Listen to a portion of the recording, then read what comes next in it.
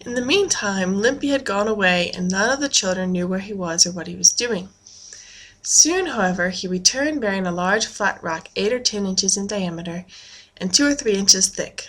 This rock he carefully washed and scrubbed in a spring until it was perfectly clean. He then took coals from the fire which Balzer had kindled, and soon had a great fire of his own, in the midst of which was a stone. After the blaze had died down, he made a bed of hot coals, on which, by means of a couple sticks, he placed the rock, and then dusted away the ashes. "Now do you know how I'm going to cook the eggs?" he asked. They of course all knew, and the girls greased the rock with the fat of the squirrel, broke the eggs, and allowed them to fall on the hot stone, where they were soon thoroughly roasted, and the children had a delicious meal. After dinner they sat in the cool shade of the tree under which they dined, and told stories and asked riddles for an hour or two before they again until they again began berry picking. Then they worked until about 6 o'clock and stopped to have another play before returning home. They played Ring Around a Rosy, Squat Where You Be, Wolf, Dirty Dog, and then wound up with the only never grow old hide and seek. The children hid behind logs and trees and dense clumps of bushes. The boys would often climb trees when, if caught, the one who was "it" was sure to run home before the hider could slide halfway down his tree. Now and then a hollow tree was found, and that, of course, was the best hiding place of all. Beautiful little Linny Fox found one hollow tree too many, and as long as they lived, all the children of the party remembered it and the terrible events that followed her discovery. She was seeking a place to hide, and had hurried across a small open space to conceal herself behind a huge sycamore tree.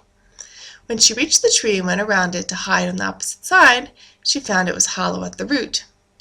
Balzer was it, and with his eyes hid was counting 100 as rapidly and loudly as he could. He had got to 60, he afterwards said, when a shriek reached his ears. This was when Linny found the hollow tree. Balzer at once knew that it was Linny's voice, for although he was but a little fellow, he was quite old enough to have admired Linny's exquisite beauty, and to have observed that she was as kind and gentle and good as she was pretty.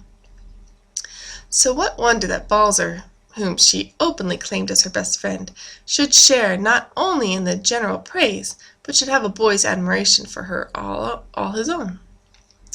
In persons accustomed to exercise the alertness which is necessary for a good hunter, the sense of locating the direction and position from which a sound proceeds becomes highly developed, and as Balzer had been hunting almost ever since he was large enough to walk, he knew instantly where Linny was. He hurriedly pushed his way through the bushes and in a moment reached the open space of ground, perhaps 100 yards across, on the opposite side of which stood the tree that Linny had found. Some 20 or 30 yards beyond the tree stood Linny. She was so frightened that she could not move, and apparently had become powerless to scream. Balzer hastened toward her at his utmost speed, and when he reached a point from which he could see the hollow side of the tree, imagine his horror and fright upon beholding an enormous bear emerging from the opening. The bear started slowly toward the girl, who seemed unable to move. "Run, Linny, run for your life!" screamed Balzer, who fearlessly rushed toward the bear to attract its attention from the girl, and if possible to bring it in pursuit of himself. "I just felt," said Balzer afterward, "that I wanted to lie down and let the bear eat me at once if I could only keep it away from Linny. I shouted and threw clods and sticks at it, but it went toward her. I reckon it thought she was the nicest and preferred her to me. I was right, too, for she was a heap the nicest, and I didn't blame the bear for wanting her. Again I shouted, 'Run, Linny, run!' My voice seemed to awaken her, and she started to run as fast as she could go, with the bear after her, and I after the bear as fast as I could go. I was shouting and doing my best to make the bear run after me instead of Linny, but I kept right on after her, and she kept on running faster and faster into the dark wood. In a short time I caught up with the bear and kicked it on the side as hard as I could, and that made it mad, and it turned upon me with a furious growl, as much as to say that it would settle with me pretty quickly and then get back to Linny. After I had kicked it, I started to run toward my gun, which was over by the blackberry patch. For a while I could hear the bear growling and puffing at my heels, and it just made me fly, you may be sure. I never ran so fast in all my life, for I knew that I could not hold out long against the bear, and that if I didn't get my gun quick, he would surely get me. I did not care as much as you might think, nor was I very badly frightened, for I was so glad I had saved Linny. But naturally I wanted to save myself too, if possible, so, as I have said, I ran as I never ran before, or since for that matter. Soon the growls of the bear began to grow indistinct, and presently they ceased, and I thought I had left it behind. So I kept on running toward my gun, and never stopped to look back until I heard another scream from Linny. Then I looked behind me, and saw the bear had turned and was again after her, although she was quite a distance ahead of it. I thought at first that I should turn back and kick the bear again, and just lie down and let it eat me, if nothing else would satisfy it. But I was so near my gun, I concluded to get it, and then hurry back and shoot the bear instead of kicking it. I heard Linny scream again, and heard her call, "Balzer!" and that made me run even faster than the bear had made me go. It was but a few seconds until I had my gun and started back to help Linny. Soon I was at the hollow sycamore, but the bushes into which Linny had run were so thick and dark I could see neither her nor the bear.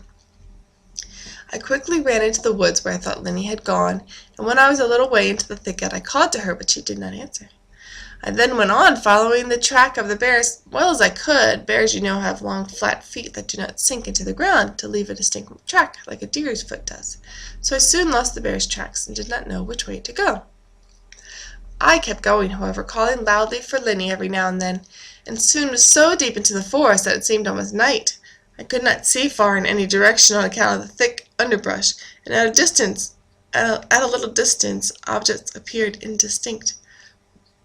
On I went, knowing not where, calling Linny, Linny, nearly at every step, but I heard no answer, and it seemed that I liked Linny Fox better than anybody in all the world, and would have given my life to save her. After Balzer had gone into the woods to help Linny, the other children gathered in a frightened group around the tree under which they had eaten dinner.